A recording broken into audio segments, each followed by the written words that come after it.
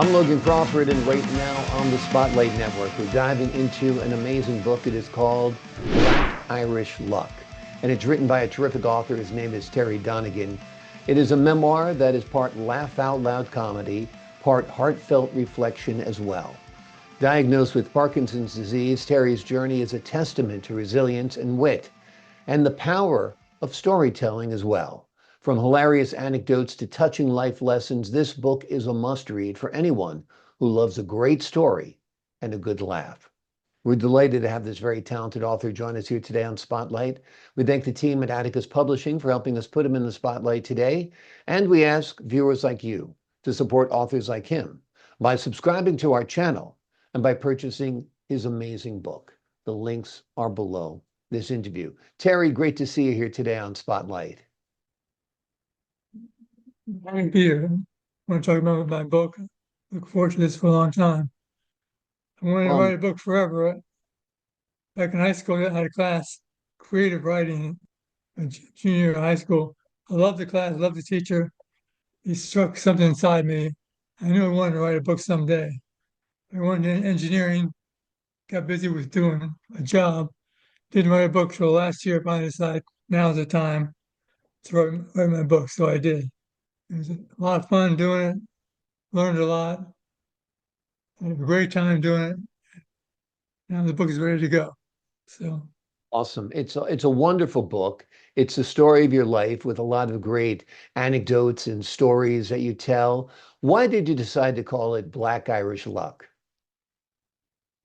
well, it's basically about my father, my dad. He was Irish, dark skin Irish, dark hair, a tan at the beach. He was a dark Irish, and he also had incredible luck in his life. I get some of his good fortune from him. But for example, in World War II, starting December 8th, 1941, he was stationed in the Philippines as a fighter pilot. And the Japanese came that day and bombed the Philippines air bases. And he was on the ground and getting his plane refueled when the Japanese attacked. And he ran to his plane, tried to get on a plane, got hit by a Japanese Zero machine gun 3 times in his leg, and somehow survived. They bombed the place to pieces, but he survived. Got on the last boat out of the Philippines to Australia, a boat called the Mactan. Took 27 days to get to Australia. He made it, even though he was injured. To be able to do that required not just luck, but great Black Irish luck. Mm, And that's where I got the idea from. His yeah. escape from the Philippines in World War II. It's an Mhm. amazing thing. Yeah, it So is that's how I amazing. Yeah, and it's a came up with the name great Black title. Irish. It catches your attention as well. The Irish are also known for their humor, their black humor, their dark humor at times. Has humor always been a big part of your life? I've always loved funny books, funny movies, comedians that make me laugh. Rodney Dangerfield's a favorite of mine, George Carlin, Yeah. some of the great comedians of the past. And my cousins, my uncle Ed, the funniest guy I ever met. Mhm. His sons were very funny guys too. Always have a joke every time you walk in. They make you laugh. I love that. I love being able to laugh. I love how they come up with these jokes off the top of their head. But it's always been a big part of it. I love humor. I love comedy. So I wanted to put comedy into my book. And some of the stories I wrote are basically there because they're funny, entertaining. So Yeah. They are entertaining. They are fun. Is there a favorite story of all the stories you tell in the book? Is there one you'd like to share with us today? I'll share a couple of them with you. One of my favorite stories is the Duel of Two Marathons. I've been big into running my whole life. I ran 30 marathons, ran Boston Marathon 6 times. But we had two runners I used to run with all the time. Buddy of mine, Howard Clenny, and I had two duels back to back. Marine Corps Marathon, and followed by the Marathon Virginia Beach, the Shamrock. Hmm. And Marine Corps, we ran together the whole way. He, I couldn't break away. He couldn't break away. 20 miles to get it, stride by stride. By mile 20, I decided to go for it. And it took off, got past him, had him beat until 1 mile to the finish. I started to get dehydrated. I was getting dizzy. And it came down to could I make it to the finish line or pass out, which would happen first. And I made it to the finish line, but right before I got there, Howard flew by me, took my spot. We beat me at 8 seconds in a 26-mile race. I heard about that forever. So 4 months later, we Amazing. ran a second marathon, and I got him back that time. You won the second I was one. able to beat him the second time. Yeah, That's great. but That is quite a classic. story. The picture I got from Marine Corps, Howard and I, stride by stride, Mm. running that race. It's a classic picture. And so it was two marathons special to me because I had the race. It was so close. Mm. Yeah. Yep. It So is it was very fun. amazing. You're close the whole way, and at the last couple of seconds, you fall down or basically lose it. But you won the second time, and that's important. That's for sure.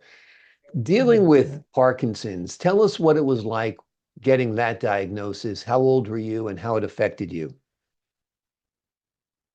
When I turned 60, I had two bad things happen in a row. I had back surgery. I hurt my back doing chores at the house. Mm. Had to get surgery on my back. A month later, I got diagnosed with Parkinson's disease. So two bad things happened back to back. The back surgery stopped me from running. I can't run anymore. I lost that.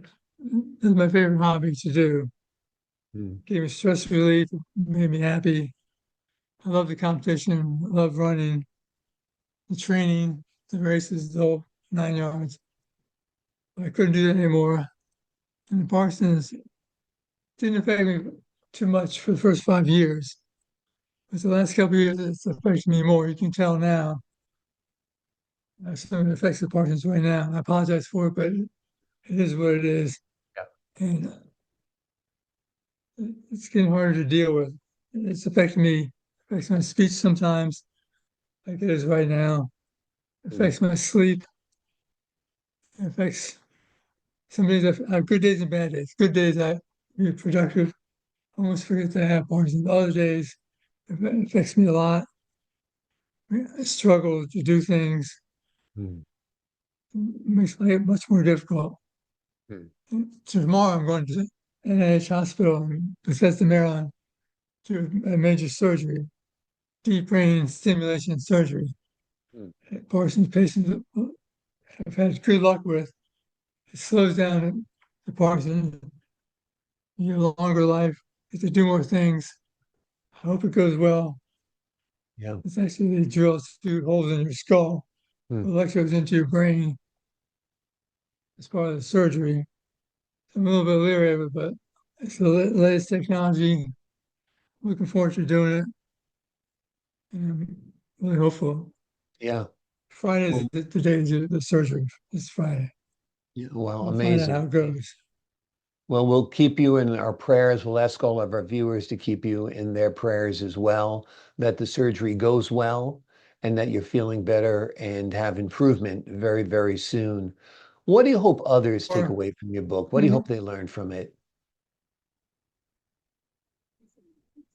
Michael J. Fox Foundation doing a lot of research. Hmm. A lot of doctors are doing research now. I think they'll find a cure soon. Mm. I haven't predicted a date in my book of when they find a cure for Parkinson's disease, but there's so much research and making more discoveries all the time about how it happens to you, how to diagnose it quicker, getting better medication for taking care of it. So they're doing a lot of good things. It's just a matter of time until they find the cure. I'm hoping I'm still around when they find the cure. Yeah. It's very encouraging, very hopeful. My neurologist is a young guy. He's very positive, always telling me good things. Mm. Telling me that hang in there. It'll get better soon. Yeah. I'm very optimistic about this. Take every day one day at a time. A bad day one day, next day it could be a good day. So Yeah, exactly.